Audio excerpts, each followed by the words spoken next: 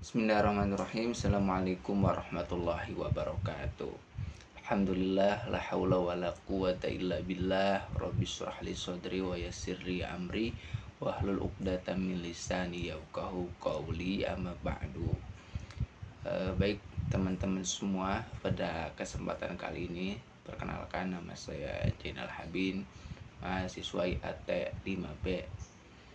Pada kesempatan kali ini saya akan mereview sebuah tayangan video dari YouTube. Nah, videonya ini akan terkait mengenai tafsir Quran atau kajian tafsir Quran. Nah, yang bertema studi atau kajian surah Al-Fatihah dalam tafsir Marah-Labid karya Syekh Nawawi Al-Bantani yang dijelaskan atau yang dikaji oleh Pak Ahmad Rafiq. Nah, oke teman-teman, sebelum kita membahas review lebih mendalam, lebih menukik, saya akan mencoba menjelaskan terlebih dahulu dari tafsir Marah-Labid. Nah, jadi tafsir Marah-Labid itu ada yang dikarang oleh Syekh Nawawi Al-Bantani, itu ada dua nama ya. Yang pertama itu nama pertamanya bisa juga dinamakan tafsir Marah-Labid, dan di sisi lain dia juga mempunyai nama lain yaitu tafsir Al-Munir. Nah, jadi nama lengkapnya kalau tafsir Marah-Labid itu dipanggil tafsir Marah-Labid di Kashfil Ma'nal Quranil Majid. Nah, itu nama yang pertama. Sedangkan nama yang kedua itu ada tafsir Al-Munir lima alimi tanzil karya Syekh Nawawi Al-Bantani. Saya punya kitabnya ya, 2 jilid ini. Nah, adapun pada kesempatan kali ini saya akan mencoba mereview apa yang dijelaskan oleh Pak Ahmad Rafiq terkait surah Al-Fatihah dalam tafsir Marah-Labid. Nah, singkat ya teman-teman semua, pada ulasan review ini saya akan mencoba menyederhanakan apa yang telah diungkapkan dan apa yang telah dijelaskan oleh Pak Ahmad Rafiq. Ada sekitar 4 titik utama ya teman-teman, ulasan yang saya dengar dan yang saya catat dan yang saya ringkas. Yang pertama itu ada dalam surah Al-Fatihah. Sekitar ada 4 pembahasan utama inti yang saya dapat dari Pak Ahmad Rafiq. Yang pertama itu ada status surah Al-Fatihah, pemosisian surah Al-Fatihah. Yang kedua ada kuantitas ayat surah Al-Fatihah. Yang ketiga ada sebab perbedaan bacaan basmalah, perbedaan imam. Nah, yang kelima, yang terakhir, yang keempat ada kandungan-kandungan yang termuat di dalam surah Al-Fatihah. Ada apa saja kandungan Al-Fatihah itu memiliki kandungan apa saja. Jadi sekitar ada 4 utama yang saya ringkas. Yang pertama itu status surah Al-Fatihah. Yang kedua ada kuantitas ayat surah Al-Fatihah. Yang ketiga sebab perbedaan bacaan basmalah. Yang terakhir ada kandungan-kandungan yang ada di dalam surah Al-Fatihah. Nah, oke, kita bahas yang pertama ya, tentang status surah Al-Fatihah. Nah, Pak Ahmad Rafiq itu menjelaskan dalam tafsir Marah-Labid, jadi pembicaraan terkait surah Al-Fatihah itu memiliki perdebatan yang sangat krusial, entah itu dari sisi Islam ataupun terutama di sisi orientalis atau sarjana barat. Nah, singkatnya, perdebatan pemosisian surah Al-Fatihah atau status surah Al-Fatihah dalam sarjana Islam itu cenderung tidak menafikan atau tidak menegasikan Al-Fatihah dari struktur Al-Quran. Nah, itu. Sedangkan perdebatan surah Al-Fatihah, status surah Al-Fatihah dalam sarjana barat itu cenderung menegasikannya bahwa ia bukan bagian integral dari Al-Quran. Nah, misalkan saya contoh Arthur Jeffery itu mengatakan bahwa Al-Fatihah itu bukan bagian dari Al-Quran, melainkan sebuah rangkaian doa biasa aja gitu, kayak seperti mukadimah atau pembukaan sebelum membaca Al-Quran. pembukaan doa sebelum pembacaan Al-Quran. Nah, namun kalau kita lirik lagi, pendapat Arthur Jeffrey itu akan bertentangan dengan koleganya, yaitu sarjana barat yang mengkonsenkan dari kronologis Al-Quran, seperti misalkan Noldeke, Theodor Noldek, terus Gustav Well, Regis Blackhair, dan lain sebagainya. Itu akan berbeda. Jadi para sarjana barat yang konsen dari sisi kronologis itu masih mencantumkan Al-Fatihah itu bagian dari Al-Quran, tetapi Arthur Jeffrey itu tidak. Nah, perbedaan ini ada karena bedanya epistemologi atau perangkat keilmuan yang masing-masing itu dipakai untuk mendobrak kajiannya. Nah, itu dari sisi orientalis atau dari sisi outsider. Sedangkan dari insider itu cenderung tidak menegasikan Al-Fatihah itu Quran atau tidaknya gitu. Nah, gitu. Nah, hanya saja perdebatannya itu dari sisi penempatan. Jadi Al-Fatihah itu turun di mana sih gitu. Nah, kata Pak Ahmad Rafiq sekitar ada 4 perdebatan, dan 4 perdebatan ini itu tercantum di dalam kitab Al-Itqan fi Ulumil Quran karya As-Suyuti. Saya juga punya di kitabnya. Nah, di sana ada sekitar 4 perdebatan di antara sarjana Islam terkait pemosisian surah Al-Fatihah. Yang pertama, ada yang mengatakan bahwa ia turun di Makkah. Yang kedua, ada juga yang mengatakan bahwa ia adalah termasuk surah yang turun 2 kali. Di saat yang sama ia turun di Makkah, di sisi lain ia juga turun di Madinah atau Madaniyah, atau yang dikenal dengan konsep atau dengan istilah takarrurun nuzul, surat yang diturunkan 2 kali. Nah, yang ketiga juga ada yang mengatakan bahwa ia turun di Madinah atau Madaniyah, termasuk surah Madaniyah. Nah, yang terakhir ada juga pendapat ulama yang mengatakan bahwa Al-Fatihah turun sebagian-sebagian, nisab-nisab, sebagai setengah-setengah lah turunnya. Setengah di Makkiyah, setengah lagi di Madinah gitu. Nah, jadi Makkiyah atau Madinah, ayat surah Makkiyah atau ayat Makkiyah itu surah atau ayat yang diturun kalau Makkiyah pra-hijrah, sedangkan Madaniyah itu pasca hijrah. Nah, mengenai teori konsep Makkiyah Madaniyah seperti yang Pak Ahmad Rafiq katakan, itu sekitar ada 3 menurut para ulumul Quran yang secara ijma gitu. Ada 3 paradigma gitu ya. Ada paradigma pertama itu bi'tibari makan nuzul, terkait tempat turunnya Makkiyah Madaniyah.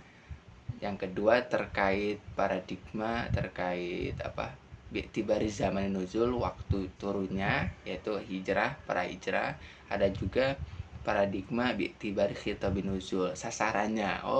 Ayat Makkiyah itu rata-rata menggunakan ayat-ayat yang universal, maksudnya ya ayuhan nas, ya bani Adam. Sedangkan ayat-ayat Madaniyah itu rata-rata menggunakan khitab atau sasaran yang lebih menukik atau lebih mendetail, lebih khusus, spesifik. Misalkan ya ayyuhalladzina amanu ista'inu bis-sabri was-shalah innallaha ma'as-sabirin, dan sebagainya gitu. Nah, gitu. Cuman yang di antara 3 paradigma itu yang paling disepakati oleh ijma ulama itu hanya bi'tibari zamanin nuzul, waktu turunnya. Maka lahirlah, mencetuslah teori hijrah dan prahijrah.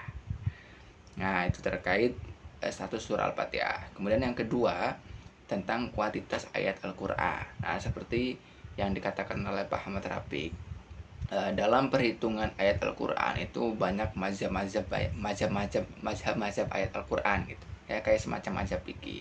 Sekitar ada 7 mazhab atau 6 mazhab lah mengenai tentang kuantitas perhitungan ayat Al-Quran. Antara lain misalkan ada mazhab Madaniyah awal, Madaniyah akhir, ada mazhab Makkah, ada mazhab Kufah, Basroh, dan lain sebagainya, mazhab Hims dan lain sebagainya. Pokoknya setiap mazhab itu mempunyai hitungan yang berbeda-beda, yang masing-masing itu mempunyai kevalidan atau kebenaran yang dikaitkan kepada Rasulullah SAW. Intinya nggak ada yang salah gitu. Nah, tentang jumlah ayat dalam surah Al-Fatihah di dalam tafsir ini Al-Munir atau Marq Labid itu 7 ayat. Jadi Al-Fatihah itu memuat 7 ayat. Nah, perbedaannya itu hanya letak bismillah pada lafaz bismillah. Jadi bismillah itu dihitung atau enggak gitu. Nah, kalau lafaz bismillah itu dihitung satu ayat, berarti ayat ketujuhnya itu dimulai dari siratal ladzina an'amta alaihim ghairil maghdubi alaihim waladdallin.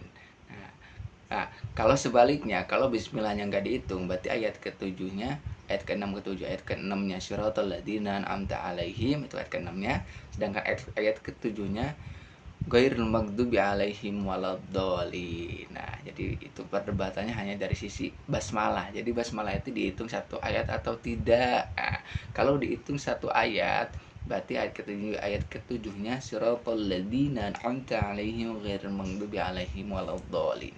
Sedangkan kalau apabila sebaliknya nggak dihitung, berarti ayat ke-6 ke-7, ayat ke-6-nya siratal ladzina an'amta alaihim, ayat ke-7-nya ghairil maghdubi alaihim waladdallin. Nah, itu. Kemudian yang ketiga tentang perbedaan bacaan basmalah. Nah, misalkan Pak Ahmad Rafiq mengambil dari imam 4 mazhab. Nah, misalkan Imam Syafi'i dalam pembacaan basmalah itu cenderung mengajak kepada kita untuk membacanya secara jahar. Jahar itu jelas, misalkan bismillahirrahmanirrahim, alhamdulillahirabbil alamin gitu. Nah, sedangkan Imam Maliki itu cenderung membacanya secara Imam Maliki itu tidak menyarankan untuk membacanya secara jahar maupun sir. Jadi tidak dibaca gitu. Jadi dalam hati aja kalau Imam Malik. Kalau Imam Syafi'i harus jelas bismillahirrahmanirrahim. Tapi kalau Imam Malik itu enggak dibaca secara jelas maupun secara sir. Jadi dalam hati aja. Nah, gitu. Nah, sedangkan Imam Hanafi itu menjembatani antara perdebatan Imam Syafi'i dan Imam Malik. Jadi menurut Imam Hanafi ya boleh aja membaca surah Al-Fatihah asalkan secara pelan-pelan saja. Bismillahirrahmanirrahim. Nah, gitu. Nah, kemudian Pak Ahmad Rafiq juga menginformasikan kepada kita bahwa perdebatan ini itu sudah terjadi sejak masa tabi'in karena mengikuti para sahabat. Nah, para sahabat ini ya mengikuti langsung, melihat langsung secara real apa yang dilakukan, apa yang diucapkan oleh Nabi. Di saat yang sama, Nabi kadang-kadang membacanya secara jahar, jelas, bismillahirrahmanirrahim. Tapi di saat sisi yang lain, Nabi membacanya secara sir, tidak terlalu jelas, pelan-pelan ya, pelan-pelan saja gitu, bismillahirrahmanirrahim.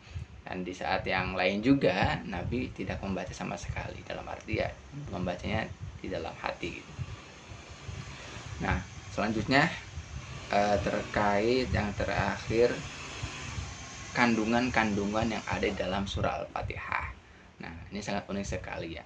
Jadi dalam surah Al-Fatihah, Pak Ahmad Rafiq menjelaskan dalam tafsir Marah Labid bahwa Al-Fatihah memiliki 4 kandungan. Yang pertama itu ilmu usul, ilmu pokok. Yang kedua ilmu furu', ilmu cabang. Yang ketiga itu ada ilmu akhlak atau tasawuf. Yang keempat ada ilmu hikmah dan rahasia ketuhanan atau yang bersifat dengan keilahiyahan atau bersifat eskatologis. Nah, ilmu usul, jadi Al-Fatihah itu mengandung kandungan ilmu usul, ilmu pokok atau dasar agama. Nah, ilmu usul itu terbagi lagi menjadi 3. Jadi Al-Fatihah mengandung ilmu usul terbagi lagi menjadi 3 macam atau 3 area. Yang pertama itu mengandung ketuhanan, aspek ketuhanan atau tauhidan, keimanan, yaitu ayatnya alhamdulillahirabbil alamin. Nah, yang kedua juga ya mengandung suatu konsep kenabian atau kenubuahan, yaitu yang terkandung dalam ayat siratal ladzina an'amta alaihim. Nah, sedangkan yang terakhir di dalam ilmu usul juga mengandung tentang hari akhirat atau hari pembalasan atau disebut dengan eskatologis, yaitu Maliki Yaumiddin. bisa dibaca panjang, bisa dibaca tidak panjang, karena ada dua versi bacaan, ada Maliki Yaumiddin, ada juga Maliki Yaumiddin. Nah, gitu. Kemudian yang kedua ada ilmu furu, ilmu cabang. Ilmu cabang itu rata-rata berkaitan dengan babul ubudiyat, babul ubudiyah, wa babul muamalat. Nah, gitu. Bab tentang ibadah-ibadah semacam sholat, dan juga mencakup bab muamalah. Ya, muamalah itu ya tentang pergaulan manusia atau sosial manusia, tentang cara berdagang dan lain sebagainya. Luas lah intinya gitu. Ilmu puru mencakup babul ubudiyah dan muamalat. Yang ketiga ada kandungan yang ketiga itu ada ilmu akhlak dan tasawuf. Terus yang keempat ada ilmu hikmah dan rahasia ketuhanan. Jadi kandungan yang ada di Al-Fatihah itu mencakup 4. Yang pertama ada ilmu usul, yang mencabang lagi menjadi 3, ada tentang ketuhanan, kenabian, dan hari pembalasan. Yang kedua ada ilmu furu, bercabang lagi menjadi 2, ada babul ibadah, babul muamalah. Yang ketiga itu ada ilmu akhlak dan tasawuf. Yang keempat ada kerahasiaan Tuhan. Nah, jadi Al-Fatihah itu kandungannya ada 4 ya, meskipun dalam setiap tafsir itu memiliki perbedaan pendapat. Kadang-kadang tafsir A melihat kandungan Al-Fatihah dengan sekian, tafsir B melihat kandungan dalam surah Al-Fatihah sekian. Itu pasti ada perbedaan. Nah, mungkin cukup sekian review yang saya dapat paparkan. Kurang lebihnya mohon maaf. Wallahul muwaffiq ila aqwamit thoriq. Wassalamualaikum warahmatullahi wabarakatuh.